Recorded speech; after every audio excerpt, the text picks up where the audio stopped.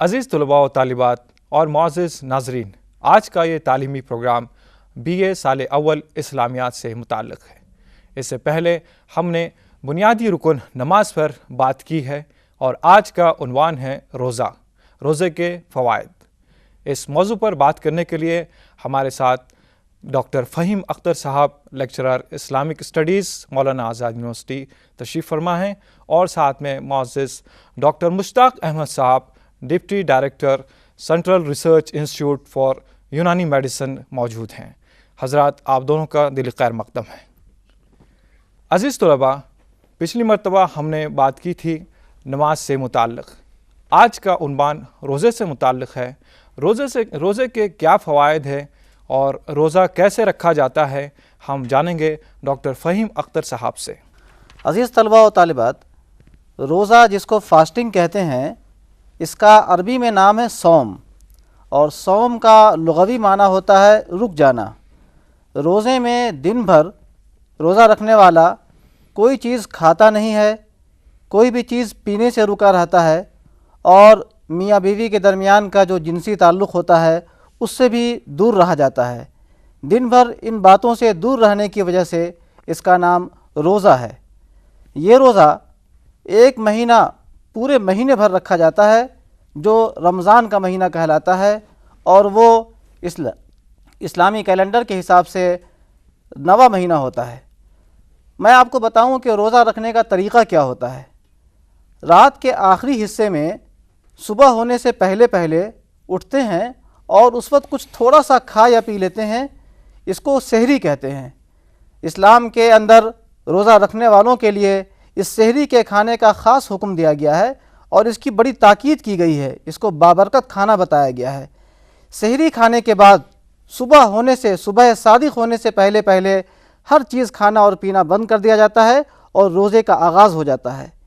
پھر دن بھر ہر انسان اپنی ذمہ داری اور اپنے کاموں میں مشغول رہتا ہے، لیکن اس کے ساتھ ساتھ اس بات کی ضرورت ہوتی ہے کہ زیادہ سے زیادہ اپنے اوقات کو قرآن کریم کی تلاوت کرنے میں، اللہ کی یاد اور اس کا ذکر کرنے میں، دعا کرنے میں، اور اللہ سے اپنے لیے معافی مانگنے میں وقت کو گزارا جائے۔ پھر جب شام ہوتی ہے اور سورج ڈوبتا ہے تو سورج ڈوبنے کے ساتھ ہی فوراً ہی کچھ کھاتے ہیں، پانی پیتے ہیں، یا جو کچھ اللہ نے دیا ہے اس کو کھاتے اور پیتے ہیں، اور اس طرح روزہ کو ختم کر دیتے ہیں۔ اس روزہ ختم کرنے کا نام ہے افطار۔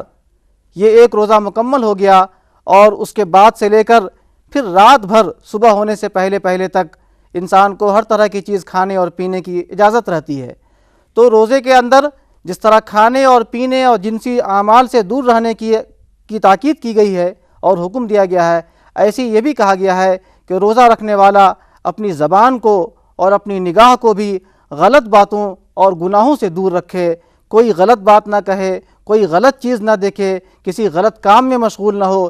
اسی لیے اللہ کے رسول صلی اللہ علیہ وسلم نے فرمایا کہ جس شخص نے روزے کے درمیان جھوٹ بولنا اور غلط بات بولنا اور غلط کام کرنا نہ چھوڑا، تو پھر اللہ کو اس سے کوئی مطلب نہیں کہ وہ بھوکا اور پیاسا رہے۔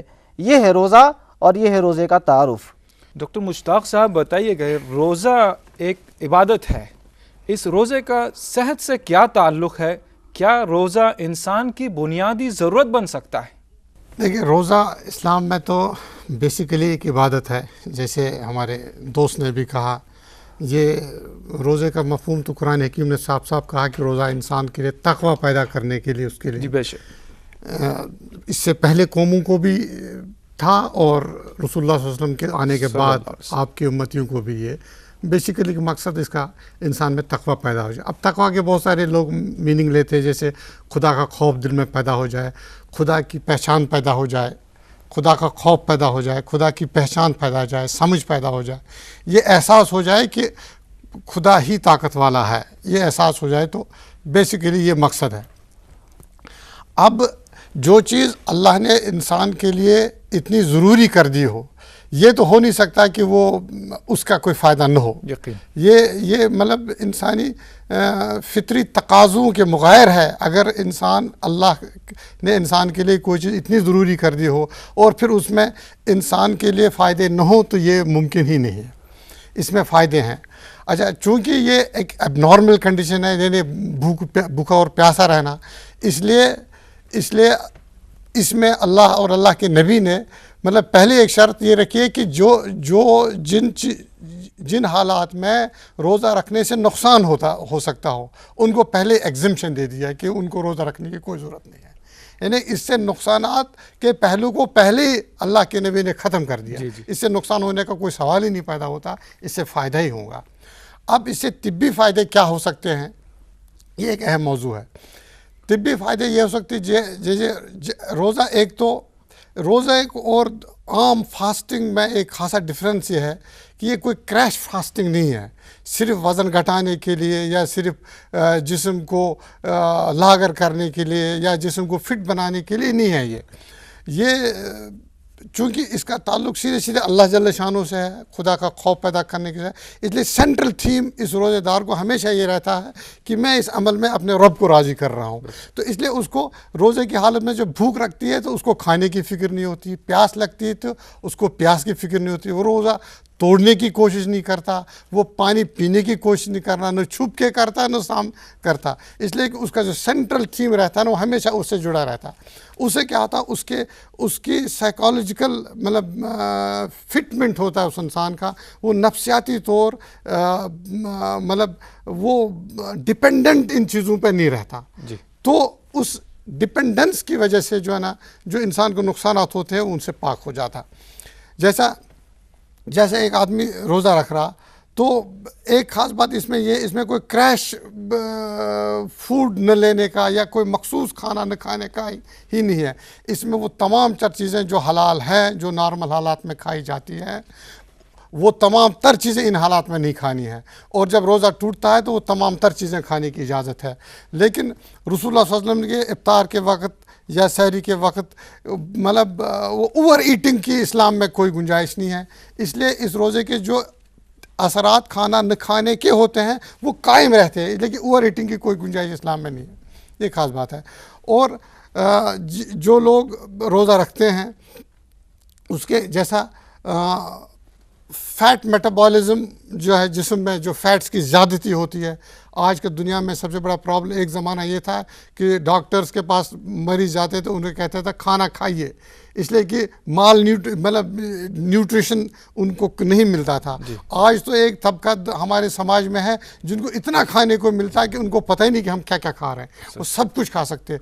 اس وجہ سے کیا ہے کہ جسم میں فیٹس کی زیادتی ہو رہی ہے. ان فیٹس کی زیادتی کی وجہ سے مطلب دل کی بیماریاں, دماغ کی بیماریاں, فالج, ہارٹ اٹیکس بہت عام ہو رہے ہیں. تو یہ روزے میں دیکھا گیا, دنیا میں اسٹڈیز ہوئی ہے کہ رمضان المبارک میں روزہ رکھنے سے کیا تھا کہ لپڈز گھٹ جاتے ہیں, کولیسٹرول گھٹ جاتا ہے, بیڈ کولیسٹرول جو جسم کو نقصان پہنچانے کے لیے ہوتا ہے وہ گھٹ جاتا. بلڈ شوگر لیولز ریگولیٹ ہوتے ہیں, شوگر گھٹ جاتا ہے جسم میں. اور ڈی ٹاکسیفیکیشن ہوتا ہے, یعنی جو ٹاکسین جسم میں بنتے ہیں وہ ان کا فاسٹنگ کے درمیان ڈی ٹاکسیفیکیشن ہوتا ہے. جو گیسٹرو انٹسٹائنل ٹریک ہوتا ہے, جو ڈائجسٹیو سسٹم ہوتا ہے, یہ ریگولیٹ ہوتا ہے. اور ایبزارپشن, جو فوڈ کا ایبزارپشن, فوڈ کا ایسیملیشن جو نارمل حالات میں نہیں ہوتا وہ بہتر ہوتا ہے. تو یہ اس کے بہت فائدے ہیں. ڈائبٹیز کے مریضوں کو, جیسے ماڈریٹ ڈائبٹیز ہے اگر مریضوں کو, تو اگر ان کو فاسٹنگ کرایا جائے تو ان کو ڈائبٹیز میں فائدہ ہوتا ہے, نقصان نہیں ہوتا. صرف ان مریضوں کو جن کو بہت زیادہ ڈائبٹیز ہے, جو انسولین پہ ڈپینڈنٹ ہے, ان کو فاسٹنگ کرنے سے نقصان ہوتا ہے. وہ پہلی شرط میں ایسے لوگ جن کو نقصان ہے ان کو فاسٹنگ نہیں کرائی جاتی, بلکہ ان کو فاسٹ رکھنا گناہ ہے اسلام میں. اپنے آپ کو مطلب جبر نہیں کر سکتے اور اپنے آپ کو تکلیف نہیں پہنچا سکتے, تو ان کو لیے گناہ ہے. تو ڈائبٹیز کے مریضوں کو فائدہ مند ہے, مطلب یہ ہائپر ایسیڈیٹی کے مریضوں کو فائدہ مند ہے, ڈوڈنل السر کے مریضوں کو مطلب فاسٹنگ فائدہ مند ہے. یہ دنیا میں سائنٹیفک اسٹڈیز کرنے کے بعد یہ ثابت ہوئی بات. اور سائیکالوجیکل مریضوں کو, نفسیاتی جو مریض ہیں ان کو فائدہ مند ہے. ایون رمضانوں کے دوران ایپیلیپٹک فٹس لوگوں کو کم آئے ہیں. رمضانوں کے دوران انسینٹی کی جن میں مریضوں میں ان کے انسینٹی کے ایپیسوڈز کم آئے ہیں. یہ رمضانوں کے دوران میں اس سے فائدے ہوئے ہیں. جی بہت شکریہ ڈاکٹر صاحب. فہیم اختر صاحب سے میں درخواست کروں گا کہ روزے کی اہمیت پر روشنی ڈالیں اور اس کی کیا فضیلت بتائی گئی ہے، بتائیے گا. دیکھیے، روزہ اسلام کا ایک بنیادی رکن ہے، اور جس طرح اسلام کی عمارت کچھ پلرز پر، کچھ ستونوں پر قائم ہے جن میں اور ارکان ہیں، روزہ بھی ایک رکن ہے. تو اسلام کی عمارت ہی اس پر قائم ہے. اس سے روزے کی اہمیت سمجھ میں آتی ہے. روزے کی اہمیت ہی ہے جس کی وجہ سے قرآن میں یہ بتایا گیا ہے کہ روزے کو نہ صرف اس قوم اور ان اسلام کے ماننے والوں پر فرض کیا گیا ہے، بلکہ اس سے پہلے جو قومیں دنیا میں آئیں، جو مذاہب آئے، ان پر بھی اللہ نے قرآن میں بتایا ہے کہ ہم نے روزے ان پر بھی فرض کیے تھے. اور ہم دیکھتے ہیں کہ آج کی دنیا میں بھی، دنیا میں جو مذاہب پائے جاتے ہیں، چاہے کرسچینٹی ہو یا یہودیت مذہب کے ماننے والے لوگ ہوں یا ہندو مذہب کے ماننے والے لوگ ہوں، مختلف مذاہب کے ماننے والوں کے یہاں کسی نہ کسی شکل میں روزے کا تصور پایا جاتا ہے اور روزہ رکھتے ہیں. تو روزہ ایک اہم عبادت ہے. اسلام میں اس کی اتنی زیادہ اہمیت ہے کہ ایک حدیث سے اس کا اندازہ ہوگا اس کی اہمیت کا. اللہ کے رسول صلی اللہ علیہ وسلم نے بتایا ہے کہ اللہ تعالیٰ یہ کہتا ہے کہ ہر نیکی اور ہر نیک کام کا بدلہ 10 گنا سے لے کر 700 گنا تک اللہ تعالیٰ دیتا ہے. اللہ کی مرضی پر ہے کتنا دے گا. لیکن روزہ ایک اتنا اہم کام ہے، اتنی اہم عبادت ہے کہ اللہ تعالیٰ یہ کہتا ہے کہ اس کا بدلہ میں خود ہوں اور میں خود اس کا بدلہ دوں گا. اور حدیث میں یہ بات کہی گئی ہے کہ روزے کا جو مہینہ ہے، جو رمضان کا مہینہ کہلاتا ہے، اس رمضان کے مہینے کا جب آغاز ہوتا ہے تو اللہ کے حکم سے جنت کے تمام دروازے کھول دیے جاتے ہیں اور جہنم کے دروازے بند کر دیے جاتے ہیں، اور جو شیاطین ہیں بدماش قسم کے، ان کو پابہ زنجیر کر دیا جاتا ہے، ان کو قید کر دیا جاتا ہے. روزہ رکھنے والوں کے بارے میں یہ بھی کہا گیا ہے حدیث شریف کے اندر کہ جنت کے جو دروازے ہیں، 8 دروازے ہیں، ان 8 دروازوں میں سے ایک دروازے کا نام ہے ریان، اور اس دروازے سے صرف وہ لوگ داخل ہوں گے جو روزہ رکھنے والے ہیں. سبحان اللہ. اور رمضان کے اندر ہی جس مہینے میں روزہ رکھا جاتا ہے، ایک رات آتی ہے جس کو شب قدر کہتے ہیں. اس رات کی عبادت 1000 مہینوں سے افضل ہوتی ہے. تو وہ رات بھی روزہ رکھنے والوں کو میسر ہوتی ہے. اور ایک بات یہ بھی ہے جس سے اس کی اہمیت معلوم ہوتی ہے کہ بہت سارے گناہوں کے کفارے کے لیے روزہ رکھنے کا حکم دیا گیا ہے. اس سے یہ بات معلوم ہوتی ہے کہ روزے کے اندر گناہوں کے اثر کو ختم کرنے کی تاثیر پائی جاتی ہے. تو اگر ہم روزہ رکھتے ہیں تو اپنے گناہوں کو ہم دور کرتے ہیں اور ہم اللہ کے نزدیک وہ مقام حاصل کریں گے جس کا تذکرہ ان حدیثوں میں کیا گیا ہے. ڈاکٹر صاحب آپ بتائیے گا کہ عام جو فاسٹنگ کا رجحان ہے یا ڈائٹنگ کا رجحان ہے یا سلمنگ کے لیے روزے رکھتے ہیں لوگ، اور رمضان شریف کے جو روزے رکھے جاتے ہیں، ان میں کس طرح کا فرق ہوتا ہے؟ ان کے کیا اثرات مرتب ہوتے ہیں جسم پر؟ رمضان المبارک میں جو روزے رکھے جاتے ہیں، اس میں کوئی مخصوص کھانا نہیں روکا جاتا ہے. اس میں ٹوٹل فاسٹنگ ہے. جی. یعنی پانی بھی نہیں اور کھانے کی کوئی قسم بھی کھانے کے نہیں ہے. اور اس میں سے ویٹ تو گھٹتا ہے. جو عام قسم کی فاسٹنگ میں اس میں ویٹ تو ضرور گھٹتا ہے، لیکن اس میں ٹوٹل جو باڈی کو جو فائدہ پہنچنا چاہیے وہ نہیں ہوتا. تو رمضان المبارک کی فاسٹنگ میں ایک تو کوئی شیڈول نہیں ہے مخصوص کھانوں کے روکنے کا، نمبر 1.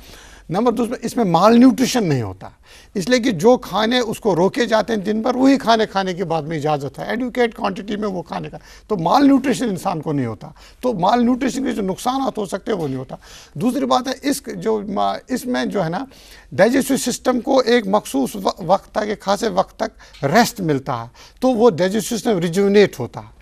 تو یہ ریجونیشن کی وجہ سے ہوتا ہے. جو ایبزارپشن، بہت سارے لوگ ہیں جو بہت کچھ کھاتے ہیں لیکن ایبزارب نہیں ہوتا، اور میڈیکل سائنس میں ایک مال ایبزارپشن سنڈروم کہلاتا. لوگ کھاتے ہیں، وہ پراپرلی ایبزارب نہیں ہوتا اور ہمیشہ بیمار رہتے ہیں اور ہمیشہ وہ کمزور رہتے ہیں. تو یہاں پہ کوئی مال ایبزارپشن سنڈروم جیسی بیماریوں کو بھی فائدہ ہوتا ہے، اس وجہ سے کہ جب یہ ان کا ڈائجسٹو سسٹم مطلب اوورہال ہوتا ہے تو ایبزارپشن بیٹر ہوتا ہے، اسیملیشن بیٹر ہوتا ہے. تو انڈر ویٹ لوگوں کو بھی روزہ رکھنے سے فائدہ ہوتا ہے. ڈاکٹر فہیم اختر صاحب بتائیے گا روزہ کے احکام کیا ہیں مختصر سے؟ دیکھیے، روزہ ہر مسلمان پر، جو خواہ وہ مرد ہو یا عورت، اگر وہ عاقل اور بالغ ہے تو اس کے اوپر فرض کیا گیا ہے.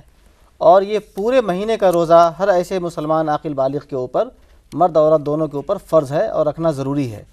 جو نابالغ بچے اور بچیاں ہیں ان کو تربیت کے لیے روزہ رکھوایا جا سکتا ہے اور تربیت کی خاطر رکھتے ہیں، روزہ ان پر فرض نہیں ہوتا۔ اگر کوئی شخص سفر کے اندر ہے یا کوئی بیمار ہے تو بیماری کے دنوں میں اور سفر کے دنوں میں وہ روزے چھوڑ سکتا ہے، لیکن ان چھوٹے ہوئے روزوں کی بعد میں قضا کرنی ضروری ہوگی۔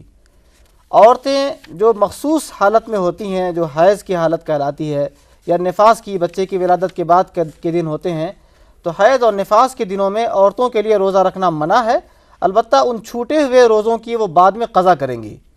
اگر کوئی شخص بہت ضعیف ہے یا بہت زیادہ بیمار ہے اور اس قابل نہیں رہ گیا ہے کہ وہ روزہ رکھ سکے، تو ایسے لوگوں کے لیے یہ چھوٹ دی گئی ہے اسلام میں کہ وہ روزہ نہ رکھ کر ہر روزے کے بدلے میں ایک فدیہ ادا کریں، اور ایک فدیہ یہ ہے، ایک روزے کے بدلے میں ایک فدیہ یہ ہے کہ ایک مسکین کو 2 وقت پیٹ بھر کر کھانا کھلائیں، تو اس سے ہر روزے کے بدلے میں فدیہ ادا ہوتا رہے گا۔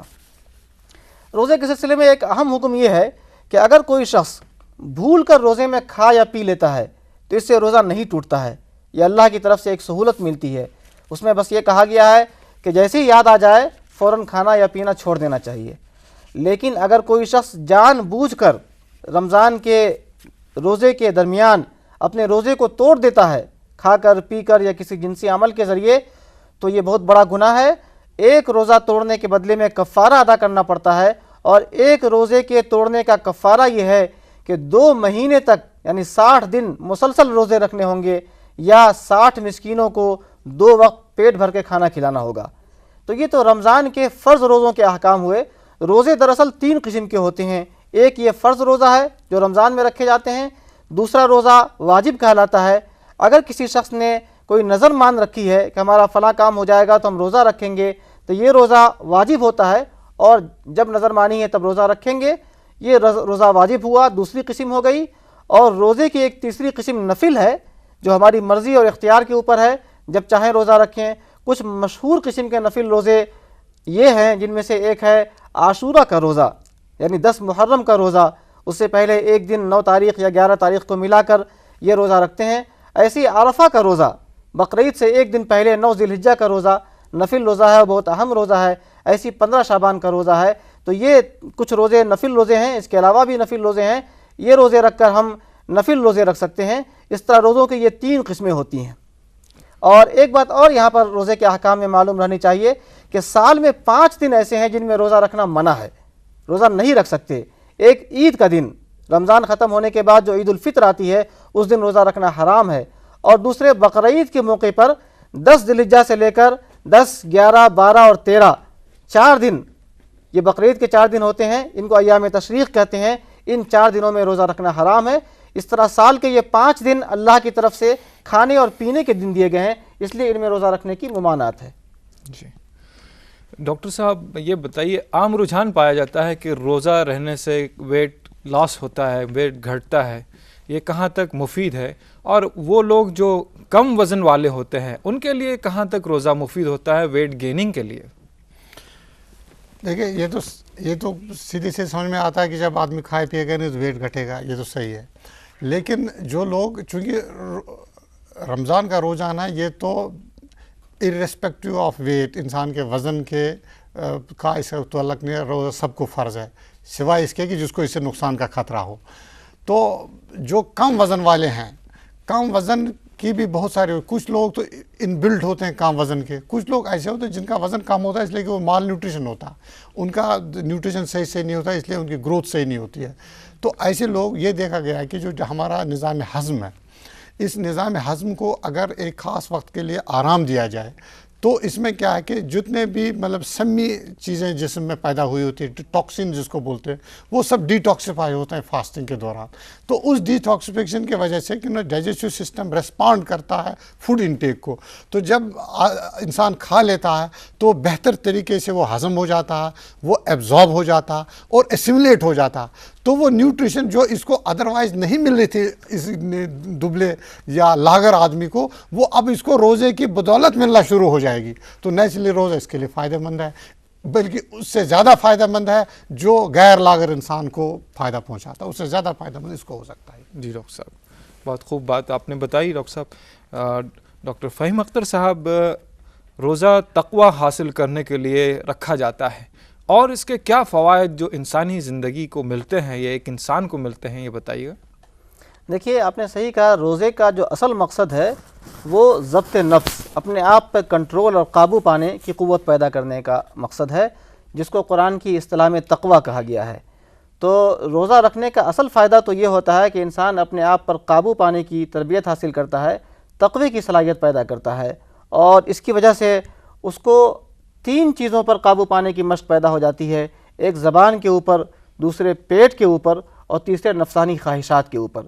ہم اگر غور کریں تو سماج میں جو برائیاں آتی ہیں وہ ان 3 چیزوں ہی کی وجہ سے آتی ہیں، یا تو انسان زبان کا غلط استعمال کرتا ہے، یا اپنے پیٹ کو بھرنے کے لیے وہ ہر صحیح اور غلط راستہ اپنانے لگتا ہے، یا جنسی خواہشات پورا کرنے کے لیے غلط راستے اپناتا ہے۔ تو ان تینوں پر کنٹرول کی تربیت روزے کے ذریعے حاصل ہوتی ہے، اس کی وجہ سے سماج میں ایک اچھائی اور خوبی پیدا ہوتی ہے۔ اس کے علاوہ 2 فائدے اور بھی روزے سے حاصل ہوتے ہیں جن کا میں تذکرہ کرنا چاہوں گا۔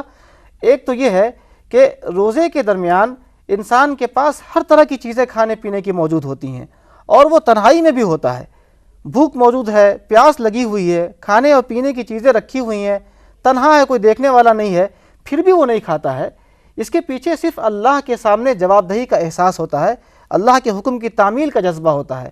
یہ جب پریکٹس ہوتی ہے اور تربیت ہوتی ہے، اس سے انسان کے اندر قانون کی بالادستی اور احکام پر عمل کرنے کا جذبہ پیدا ہوتا ہے، تربیت پیدا ہوتی ہے، اور اس تربیت کی وجہ سے انسان ایک ذمہ دار شہری بنتا ہے۔ اور ایک اور اس کا فائدہ یہ ہوتا ہے کہ روزے میں انسان کو بھوک اور پیاس کی حالت سے گزرنا پڑتا ہے۔ اس کو خود احساس ہوتا ہے کہ بھوک کسے کہتے ہیں، پیاس کی تڑپ کیا چیز ہے۔ جب وہ ان تجربات سے گزرتا ہے تو اسے اندازہ ہوتا ہے کہ اس کے وہ بھائی، سماج میں رہنے والے وہ غریب لوگ جو اپنی غربت کی وجہ سے کھانے اور پینے سے محروم ہیں، وہ کس طرح بھوک اور پیاس کی پریشانی میں رہتے ہوں گے۔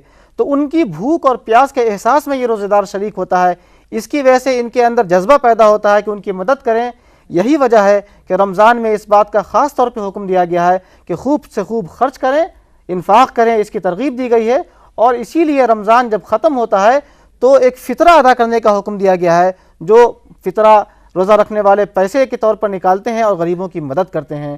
تو روزے سے تقوی کا فائدہ حاصل ہوتا ہے، جواب دہی کا احساس اور ذمہ دارانہ شہری بننے کا مزاج بنتا ہے، اور غریبوں کی غربت اور ان کی بھوک اور پیاس کا احساس اور اس میں شرکت پیدا ہوتی ہے۔ ڈاکٹر مشتاق احمد صاحب سے میں سوال کرتا ہوں کہ روزہ کن کن امراض کے لیے مفید ہوتا ہے اور کون سے امراض کو دور کرنے میں مددگار ثابت ہوتا ہے؟ دیکھیے، روزہ جو امراض میں مفید ہوتا ہے، جیسے میں نے آپ کو پہلے بھی بتایا، مطلب معدے کے امراض میں مطلب یہ مفید ہے روزہ رکھنا، ایسیڈیٹی ہے اس میں مفید ہے۔ اچھا، اور جگر کے امراض میں روزہ رکھنا مفید ہے۔ اور جیسے میں آپ پہلے عرض کیا، جو مائلڈ ڈائبٹکس ہیں، انسولین ڈپینڈنٹ ڈائبٹکس جو نہیں ہوتے ہیں، تو ان میں روزہ رکھنا فائدہ مند ہوتا ہے۔ اور روزہ سائیکالوجیکل امراض میں جو نفسی جو جن کی بنیاد صرف نفسیات ہوتی ہے، ان میں فائدہ ہوتا ہے، اور اس طرح سے بیشتر امراض ہیں ان میں فائدہ ہوتا ہے۔ روزہ ہائپر ٹینشن، جو بلڈ پریشر بڑھا ہوا لوگوں کو ہوتا ہے، جو بلڈ پریشر بڑھنے کی وجہ سے بہت سارے کمپلیکیشن ہوتے ہیں، ان میں روزہ فائدہ ہوتا ہے۔ اچھا، روزہ جیسے بلڈ فیٹس بڑھی ہوئی ہیں، ان کو گھٹانے میں روزے کا زبردست فائدہ ہے۔ اس طرح سے بہت سارے امراض ہیں جس میں روزہ فائدہ ہوتا ہے۔ اچھا، جو ایسے امراض جن کو روزے سے جو روکے جا سکتے ہیں امراض، جیسا میں عرض کیا، اگر ریگولرلی ہر مہینے مطلب اسلامی طریقے پہ خدا کے خوف کے ساتھ آدمی روزہ رکھے، تو اس کو مطلب ہارٹ ڈیزیز سے دوری کے امکانات بہت زیادہ ہوتے ہیں کہ اس پہ امراض قلب نہ آنے پائیں۔ ایون جو سٹروکس ہوتے ہیں، یہ دل کے یا ہارٹ اٹیک جس کو بولتے ہیں، یا جو سٹروک بولتا ہے، یہ بنیادی طور پہ مطلب جو آرٹریز جو خون سپلائی کرنے والے ہوتے ہیں وہ تنگ ہو جاتی ہے، اور تنگ اس لیے ہو جاتی ہے کہ ان میں فیٹس ڈپازٹ ہو جاتی ہے، اور روزہ رکھنے کی وجہ سے فیٹس کا موبلائزیشن ہوتا ہے، اور جو بلڈ فیٹس زیادہ ہوتی ہے وہ گھٹ جاتی ہے۔ اور اگر اس طرح مستقل روزہ رکھے، جیسے ہمارے ابھی ساتھی نے کہا کہ مطلب رمضان کے روزے تو فرض روزے، پھر واجب روزے، پھر نفل روزے، اگر ان تمام روزوں کا اسلامی طریقے سے آدمی مطلب اس پہ کارآمد ہو جائے، تو اس کو یقین کے ساتھ اس کو مطلب بہت سارے جلد کے امراض اس کو نہیں ہوں گے، اس کو دل کے امراض نہیں ہوں گے، اس کو اسٹروک کا مرض نہیں ہوگا، اور اس کو بہت سارے جگر کے امراض سے اس کو مطلب فائدہ رہے گا، اس کو نہیں ہو پائیں گے یہ امراض۔ عزیز طلباء و طالبات، آپ نے روزے کے فوائد سے متعلق مختلف معلومات حاصل کی، آپ نے شریعت کے احکام جانے اور اس کے طبی فوائد بھی آپ نے بخوبی جان لیے ہیں۔ آپ مزید معلومات حاصل کرنا چاہتے ہوں تو برائے کرم ہمارے ان کتابوں کا مطالعہ کیجیے۔ کتابیں ہیں ارکان اربع مولانا ابو الحسن ندوی صاحب نے لکھی، دینیات مولانا ابو الاعلیٰ مودودی اور دائرۃ المعارف الاسلامیہ اردو۔ ان کے علاوہ اور بھی کئی کتابیں ہیں جن کا آپ مطالعہ کر سکتے ہیں۔ آج کے پروگرام میں جن مہمانان نے شرکت کی تھی، ڈاکٹر مشتاق احمد صاحب اور ڈاکٹر فہیم اختر صاحب، دونوں حضرات کا ہم شکریہ ادا کرتے ہیں تہہ دل سے۔ طلباء و طالبات، آپ اپنے سوالات یا اور مزید معلومات جاننے کے لیے آپ ہم سے رابطہ قائم کیجیے گا۔ نظامت فاصلاتی تعلیم، مولانا آزاد نیشنل اردو یونیورسٹی، گچی باؤلی، حیدرآباد 500032۔ آج کے پروگرام میں بس اتنا ہی، آئندہ پھر کسی پروگرام میں آپ سے ملاقات ہوگی، تب تک کے لیے آداب۔